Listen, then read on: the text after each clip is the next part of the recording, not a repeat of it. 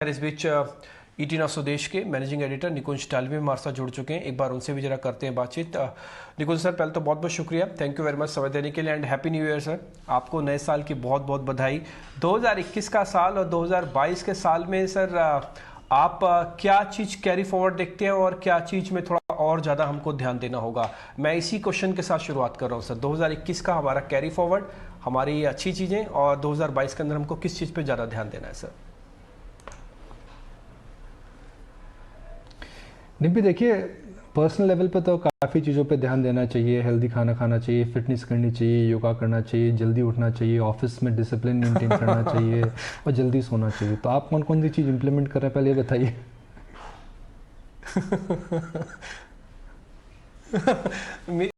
निकुंज sir, मैं तो इसमें से 2-4 चीज़ें इंप्लीमेंट कर पाऊंगा, ज़्यादा आपने इतनी लंबी लिस्ट रखी, इतना सारा इंप्लीमेंट नहीं हो पाएगा। अब दिल्ली में मुझे लोग कह रहे थे दिल्ली में ज़बरदस्त सर्दी अभी पड़ रही है। भाई, कमाल की सर्दी पड़ती है। हम बॉम्बे में जान नहीं पाते किस प्रकार की सर्दी पड़ती है। मगर डिम्पी, देखिए, मार्केट की अगर हम बात करें तो मार्केट के अंदर सबसे सबसे बड़ा एक बुनियादी सवाल क्या है, हम दूसरे मुद्दों की बाद में बात करेंगे कि क्या 2020 और 21 के बाद what are the chances of getting a double digit return in 2022? क्या एक अच्छे साल, एक ग्रैंड साल के बाद क्या यह साल अच्छा होगा, बेहतर होगा, और क्या पैसा बनाने का स्कोप है? तो डेटा अगर एनालाइज करते हैं, डेटा, मैं प्योर डेटा पे बोलता हूं, तो अगर आप देखें 2020 में आपको डबल डिजिट रिटर्न मिला क्योंकि आप कोविड में गिर चुके थे। 2021 में आपको डबल डिजिट रिटर्न मिला। मगर आप हिस्टोरिकल एवरेजेस देखें कि भाई बुल मार्केट जब पीक होता है तो वो किस प्रकार का रिटर्न जनरेट करता है पीक होने से पहले। तो अगर मैं हिस्टोरिकल रिटर्न्स देखूं कि भाई 2000 पीक से पहले क्या मार्केट का परफॉर्मेंस था, 2008 से पहले, 2005 से 2008 में मार्केट का क्या परफॉर्मेंस था, तो यह डेटा जो एक बेंचमार्क डेटा है, जो हम कहते हैं मार्केट एक साइकिल फॉलो करता है, वह देख के लगता है कि भाई 2022 में पॉजिटिव रिटर्न की संभावना है। हम प्रोबेबिलिटी की बात कर रहे हैं, मार्केट के अंदर पॉसिबिलिटी कुछ नहीं होती है। हम प्रोबेबिलिटी की बात कर रहे हैं based on 3 factors: valuations, earnings, and which way flows and the equity as an asset class is likely to move. तो मेरा ये मानना है कि बुनियादी तौर पर 2021 में पॉजिटिव रहेंगे। अच्छे शेयरों में निवेश करिए, अच्छे सेक्टर्स देखिए, हम बात करेंगे उनके बारे में। तो the scope of making positive returns is reasonably high. देखिए, कोविड में क्या होता है या फिर कोई ग्लोबली बड़े चेंजेस आते हैं, वह सब एक इवेंट है जो आज हम जिसकी बात नहीं कर सकते। But based on what data we have today, the shape of the bull market, the curve of the earning cycles, there is a strong, मैं दोबारा बोलूँगा, strong possibility of getting a double digit return even in this year, even in 2020। तो ये मेरा message रहेगा, ये हमारा channel का भी एक मैसेज है कि पॉजिटिव रहिए, सिप मत कैंसिल करिए, मार्केट में डटे रहिए, बिकॉज जो अच्छे दिन हैं वह भी ख़त्म नहीं हुए हैं।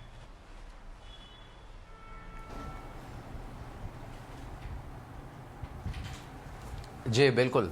और इनफैक्ट निकुंज में यही बात कर भी रहा था कि 2021 का अगर हम इकोनॉमिक परफॉर्मेंस देखें, और कई मायनों में ये एक हिस्टोरिक साल था, क्योंकि हमने आज़ाद भारत की सबसे बड़ी हेल्थ इमरजेंसी देखी, उसके बाद आज़ाद भारत का सबसे बड़ा वैक्सीनेशन प्रोग्राम देखा, और उसके बाद हमने आज़ाद भारत का सबसे बड़ा इकोनॉमिक रिकवरी का साइकिल देखा, जो कि अभी भी चल रहा है।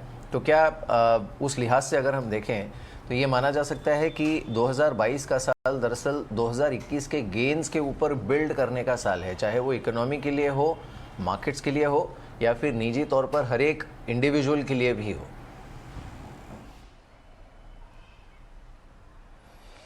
बहुत बढ़िया बात बोली है मीर आपने, दैट 2022 शायद हर मायने में एक वह साल रहेगा where we have to built on a vaccine programme, built on our resilience which all of us have gathered, how to deal with this COVID crisis, built on the digital mapping what India has seen in terms of adaptation and in terms of realization. So 2022 is a year when we should implement and build on whatever we've accumulated and whatever we've gathered on the positive side. तो मेरे को क्यों लगता है कि यह साल अच्छा रहेगा? तो इंडियन मार्केट की मार्केट कैप करीब $3 ट्रिलियन है। मोटा मोटी $3 ट्रिलियन है। $3 ट्रिलियन की मार्केट कैप को आप 3 जोन में डिवाइड करते हैं। कितना फीसदी ओवर प्राइस्ड है, कितना फीसदी रीजनेबल है और कितना फीसदी मार्केट उस जोन के अंदर है जिसके अंदर अभी भी अगर आप निवेश करें तो आपको री रेटिंग मिल सकती है। मेरा मानना है 15 से 20% मार्केट, मैक्सिमम 20% मार्केट इस समय जोन के अंदर है जहां पर अगर आप निवेश करेंगे तो शायद आप रिटर्न नहीं कमाएंगे और हो सकता है कि आपको थोड़ा पी कंप्रेशन मिले। तो जैसे कुछ फिनटेक के नाम हो गए, जैसे कि कुछ कंज्यूमर नाम हो गए, कुछ मिड कैप IT शेयर्स हो गए, तो उनके अंदर वो 20 से 25% मार्केट अवॉइड करना चाहिए। 35 से 40% मार्केट इस जोन के अंदर है जहां पर आपको जो रिटर्न मिलेगा वो पी मल्टीपल की वजह से नहीं मिलेगा, आपको अर्निंग्स रिटर्न मिलेगा, जहां से 12 से 15% अर्निंग्स ग्रोथ की हम बात कर रहे हैं। तो वो आपका 30 से 35% मार्केट है। मगर जो रिमेनिंग मार्केट है 15 से 20, कुछ लोग बोलेंगे 25% मार्केट, वह मार्केट अभी भी सस्ता है और उसी मार्केट में फोकस करना चाहिए जिसके अंदर कुछ बैंक्स हैं, जिसके अंदर कुछ मैन्युफैक्चरिंग कंपनीज हैं, जिसके अंदर कुछ टेक्सटाइल कंपनीज हैं, जिसके अंदर कुछ मेटल स्टॉक्स हैं। तो उस मार्केट पे फोकस करना चाहिए। हालांकि हम ऑल टाइम हाई के आसपास क्लोज हुए हैं मीर, मगर दिसंबर के अंदर मार्केट को झटका जरूर लगा था।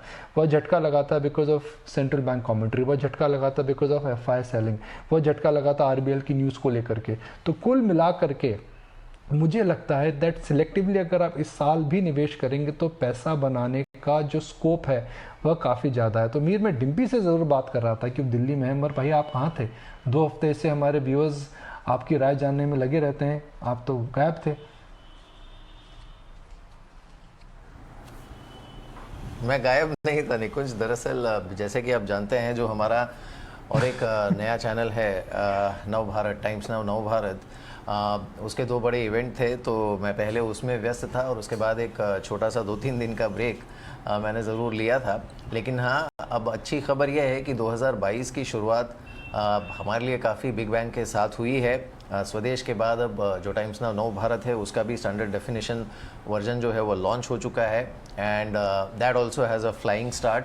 लेकिन कमिंग बैक टू 2022, निकुंज, जब आप ये बताइए कि आपका इस साल का रेजोल्यूशन क्या है? बिकॉज 2021 मुझे पता है निजी तौर पर एंड अदरवाइज ऑल्सो सभी के लिए काफ़ी उतार चढ़ाव भरा रहा था, लेकिन 2022 से नई उम्मीदें हैं। जैसे हम बात कर रहे थे कि ये गेन्स पे बिल्ड करने का साल है, आपका रेजोल्यूशन क्या है इस साल? काफ़ी पर्सनल रेजोल्यूशन है मीर, और सबसे बड़ा पर्सनल रेजोल्यूशन है, एक थोड़ा स्पिरिचुअल साइड की बात है, to practise gratitude and accept things what you can, accept life the way it is. So उस पर और कभी बात करेंगे। मगर अगर मार्केट की बात करें और चैनल की बात करें तो चैनल का रेजोल्यूशन ज़रूरी है कि we are committed to help retail investors reach their investment goals. हम आपसे आग्रह करेंगे कि देश बदल रहा है और हमारे साथ जुड़े रहिए। देश बदल रहा है और आप भी बदलिए और बढ़िए देश के साथ। भारत में हमने देखा है कि पिछले 2.5 साल के अंदर किस प्रकार का बदलाव आया है और उस बदलाव का असर अब देखने को मिल रहा है।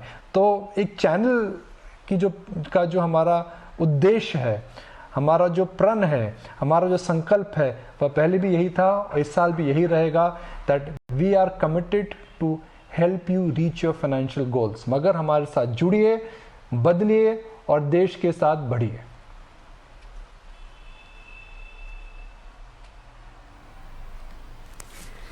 चलिए, बिल्कुल, बहुत बहुत शुक्रिया निकुंज इस राय के लिए and wish you a very happy new year. हमारे सारे व्यूवर्स को हम यहाँ पर लगातार यही बात करते हैं कि स्वदेश पे आपको सिर्फ और सिर्फ यही नहीं बताया जाता कि आपको कौन से स्टॉक में आज बाय करना है और कब कल सेल कर देना है। वी ऑल्सो टेल यू कि बाय करना क्यों है और सेल करना क्यों है। So that means you try to teach them and उसके बाद हमारी यही कोशिश रहती है that to give you a hand hold approach, ताकि आप लोग अपनी फाइनेंशियल स्टेबिलिटी ला पाएं और अपने पोर्टफोलियो को बढ़ा सकें।